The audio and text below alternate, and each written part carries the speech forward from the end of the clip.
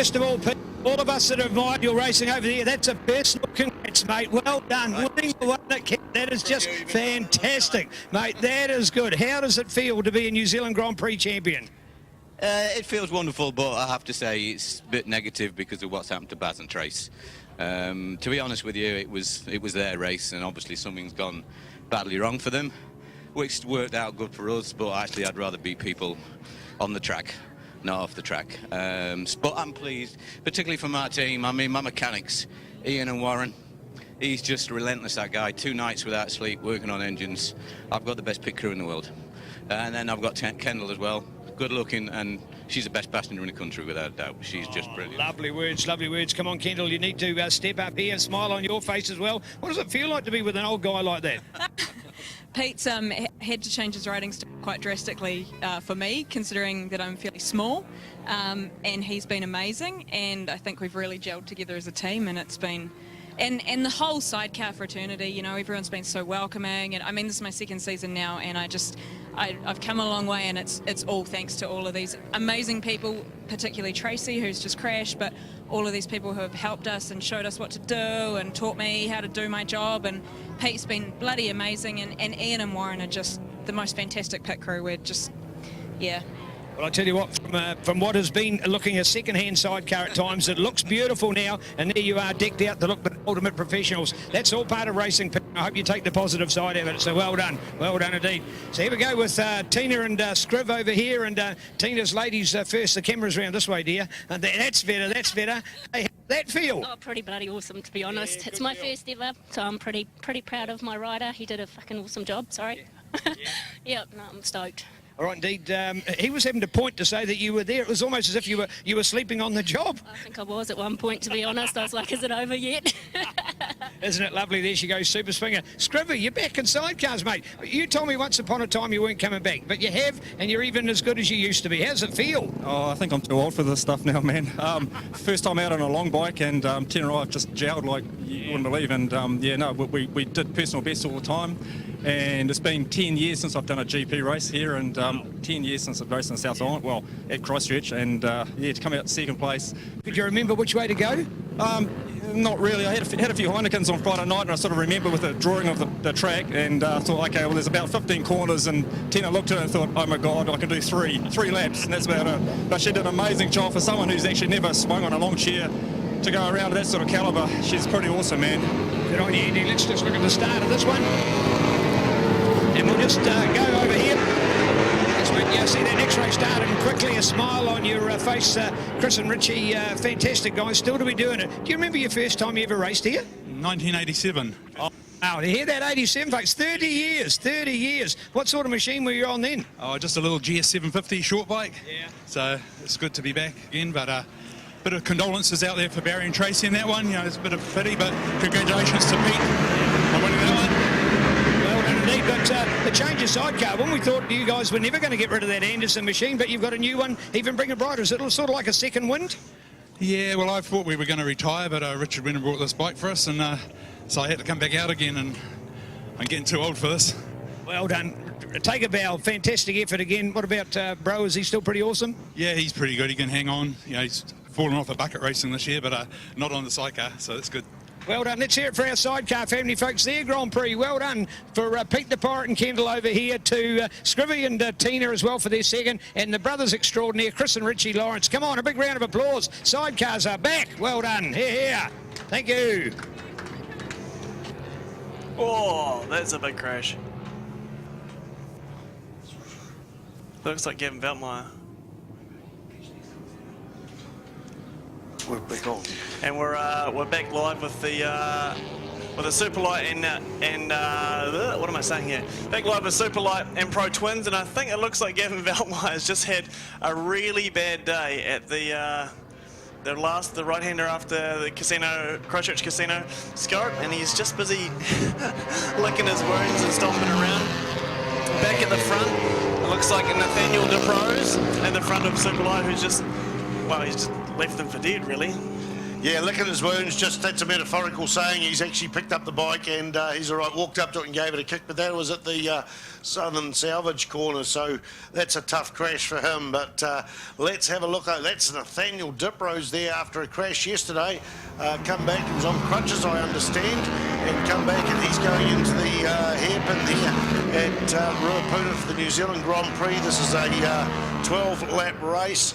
And absolutely on fire. And Dennis Charlotte, he's had another one that had a crash this weekend, but a handlebar touching, I think, in the Super Sport 300 there, and he went off in this corner. He is now the Fulton Hogan corner, but he's okay and back in action on the track. So in behind him, well, Johnny Lewis, and Jason Easton are out there. They're the usual suspects in the Superlight class. Don't forget too, we got the Pro Twin bikes out there. They've got the orange number boards with the black numbers there, Seth Devereaux. Yeah, well, Sam Davison's actually got the lead now. He's just over at Fulton Hogan. It looks to me like he's being hounded by, I want to say, Jordan Burley and Nick Kane right behind them. So two Christchurch lads with a North Islander between them. We'll say the rose between the thorns or the thorn between the roses. But yeah, the Jordan Burley train last year I think was going faster, but at the moment I'm going to say he's national number 3, and he's giving Sam Davison a good run for his money. He did an outstanding lap time this morning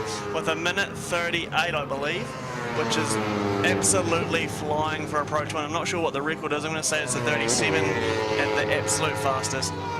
It is a 37.9, so for him to be less than half a second away from that was flying. But Sam, I spoke to Sam before, he said, got a few wee things I could have done better, and I made a few changes on the bike with a bit of compression damping. We turned the tyre around. How long has it been since you heard that? We turned the tyre around to get the good side on the inside. So classic racing on a budget, but Sam's leading, so fair play to him. Back out in front of the Superlight, and no surprises, Nathaniel Diprose. But can Dennis Charlotte make any inroads on that young fella? I'm not sure. I mean, what does it take to keep him down? He had a big crash yesterday, so he's limping around on crutches, and he's, what, 5 seconds ahead? Well, these bikes, we've got a yellow flag there at turn 1. A yellow flag at turn 1, it is static, so that's indicating that someone is not on the track rather than the waving flag. I think that's been pulled in now.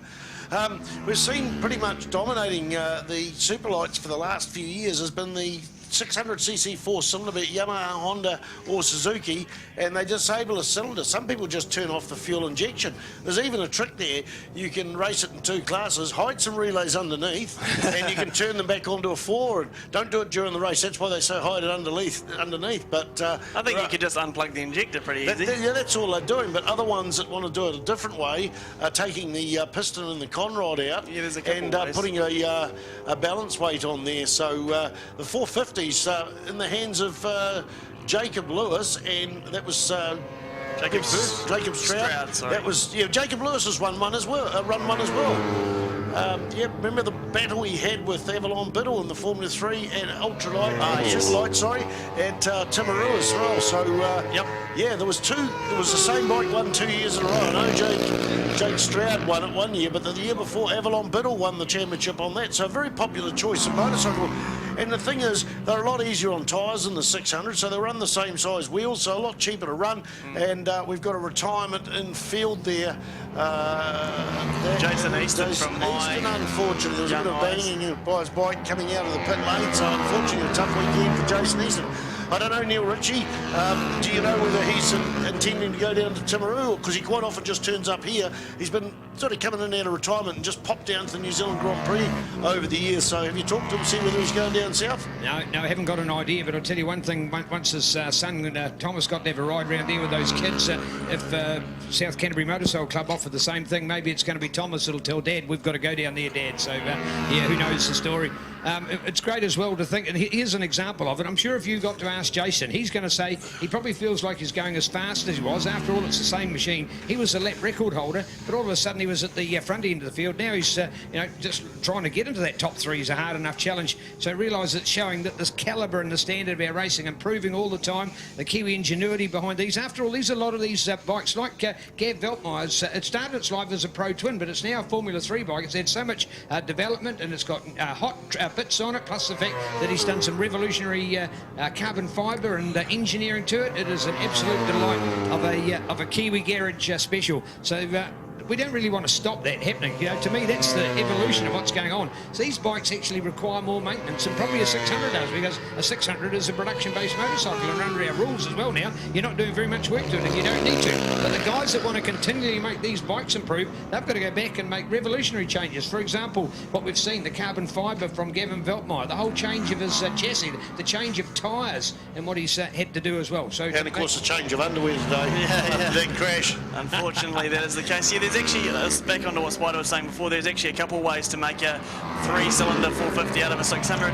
The most popular choice is to remove the compression rings from the piston on whatever cylinder you decide, and to put holes in the piston and then weigh the weight that you've taken out of the piston and make a little weight and press it into the gudgeon pin so that it's the equal reciprocating mass of the other 3 cylinders, so that it's balanced and runs properly and doesn't have any problems later. But the most successful bike is the one that belongs to our current road race commissioner, Greg Percival, and that was where he took the conrod and the piston out all together and made a weight to go on the crank journal. Obviously, for those that don't understand, they have to put something around the crank journal because otherwise all the oil pressure will escape from that journal of the crankshaft. So they had to do something there to keep the bike balanced and to keep the oil pressure up, and it vibrates a little, but she's quicker.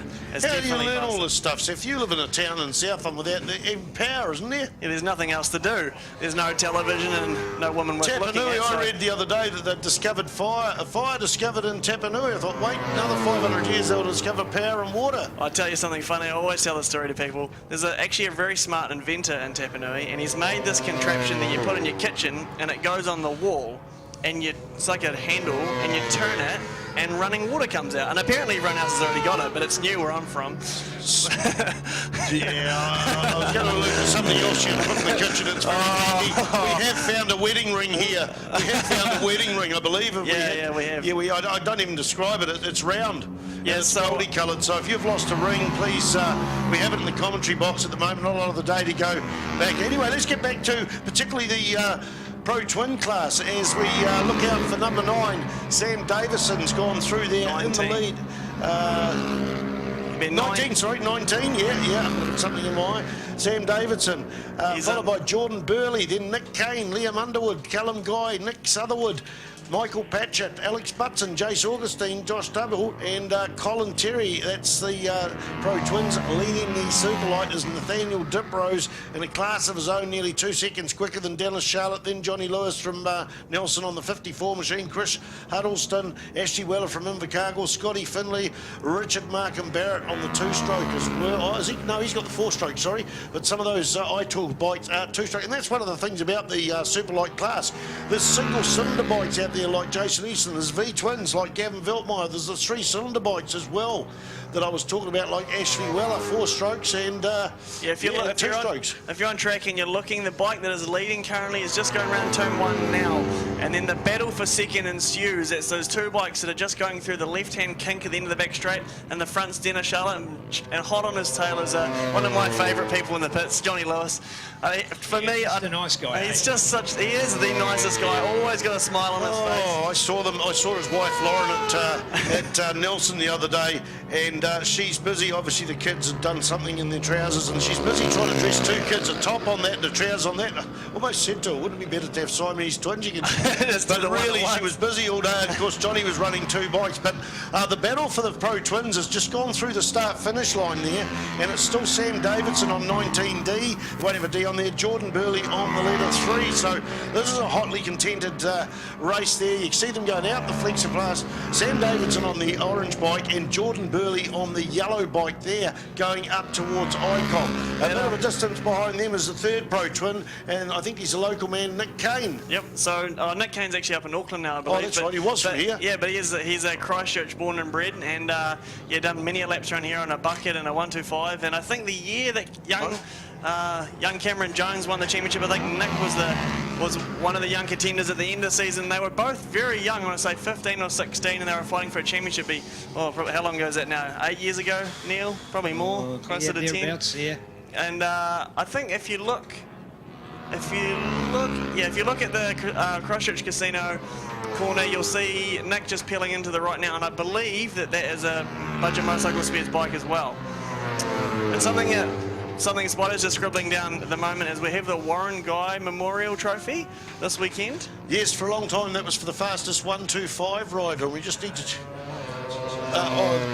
125, most improved, yep, all right then, it's been around. Warren Guy, a massive, one of the big stalwarts, a lot of stalwarts for the club, but he disappeared from us some years ago, and that's up for grabs today, as is part of the Colin Hooper Memorial Sidecar Trophy for over the 2 rounds here and levels next weekend for the sidecars, and that's the most improved team. Yeah, that iTools bike, Richard Markham Barrett, is definitely the 4-stroke machine. We can hear that thundering, but he does race a 2-stroke as well, an NSR 300.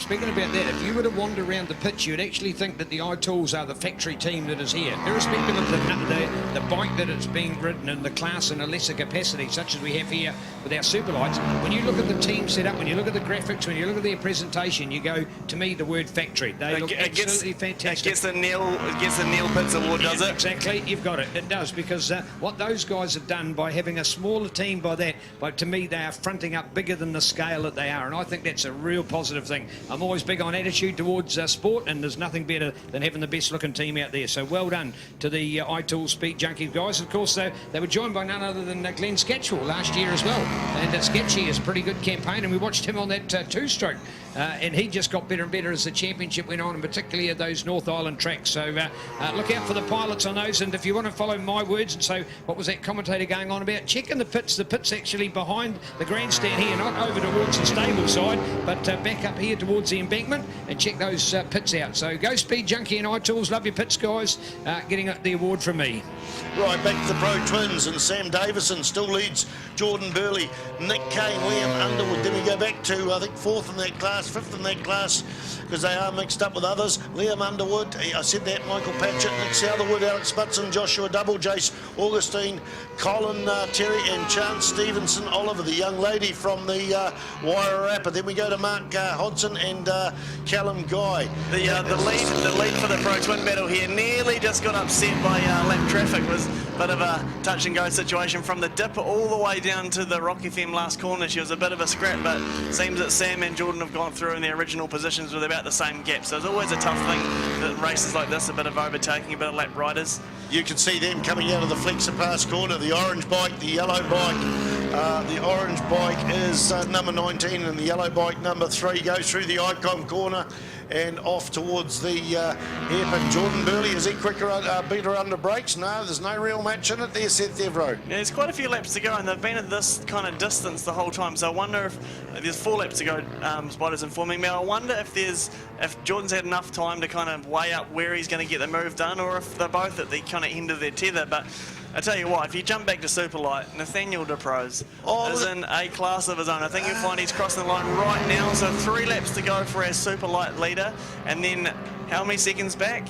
I'm going to say 5, 6 is Dennis Charlotte. He's about New Zealand champion in every class, and he probably about to accept this one. Nearly, no, he had that one. Remember when him and Bailey Puritan? No, that's Pro Twins. He's riding Superlight. Sorry, yeah, no, you're right. Yeah, I'm mixed up. Why I did that, because I've actually got my finger on the button for the 650 Pro Twin lap record, a 1:37.938, a 1:37.748 for Nathaniel Dipro. So a lap record for the man that crashed yesterday. No, that's Pro Twin class here. Oh, we're getting tired. Yeah. Yeah, Pro Twins. No, it definitely is Pro Twins. It is indeed. Oh, no, I'm sorry, folks. 3 seconds off the I think pace. it's time for beard, a Milo, and a couple of marshmallows. Spider needs a cuddle if anyone wants to come up here and help him out. He's just getting a bit faster. Oh, I'm actually 2 people short of a threesome this weekend with the girl peeps we go home. Oh, I never know what to say after Spider says something like that. But back on track, where are we? What have we got?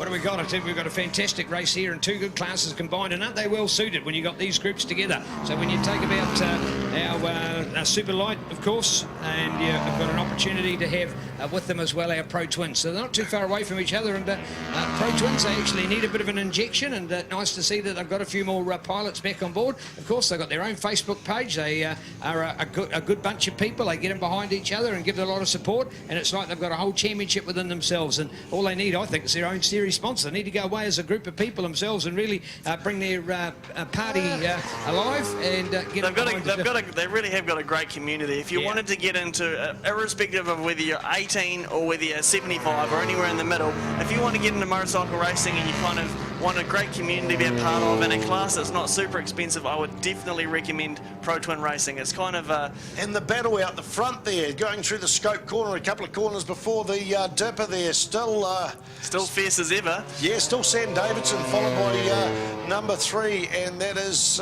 Jordan Burley. Jordan Burley, sorry, I'm trying to think of something else at the same time. Talking about the Pro Twins. Oh, the newcomer to the Pro Twins, unfortunately Nathan James out, but most of these things are V-Twins. We've seen a V-Twin Suzuki. We've also seen the Kawasaki poke its nose up there. Nicky Smith run for years.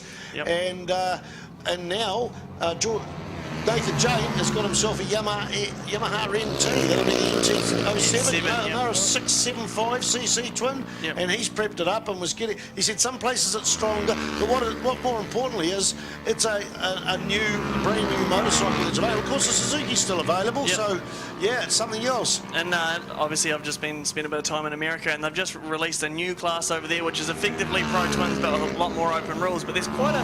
If you look at the models that are available, there's quite a lot of models. KTM makes a big twin, obviously Suzuki with the SV, Kawasaki with the ER, and then Yamaha with the MT, but there's like Aprilia here is eligible. I think Rob Whittle last year campaigned a V-twin Aprilia 550, and it was a very successful little bike. I think we got For a few laps, and it would blow up usually, unfortunately, but... White flag here for Nathaniel DeProse, who's just got a commanding lead in the Superlight. But the fact that he's got this commanding lead is great. Okay, so if we take everything into consideration, the guy was just a blitzer in the Suzuki series. But hey, he had this crash from hell here yesterday, Yep. rolled the bike so many times. It was second-hand. They worked through the night to get the bike going. He's hobbling on crutches here today. When I walk up to him, he wants to be polite and stand up and talk. Sit down, Nathaniel. I'm scared you're going to fall over again, because a good breeze would knock him over at the best of times anyway. And he's on crutches, and he says, no, I feel like I can ride. And then he goes out and he still continues to dominate like this. Some of the biggest margins that we've seen by anybody. And in he's the not racing just summer. beating anybody either. It's Dennis Charlotte in the second position, who is a former 600 Superbike, 125, 250 production, and 300,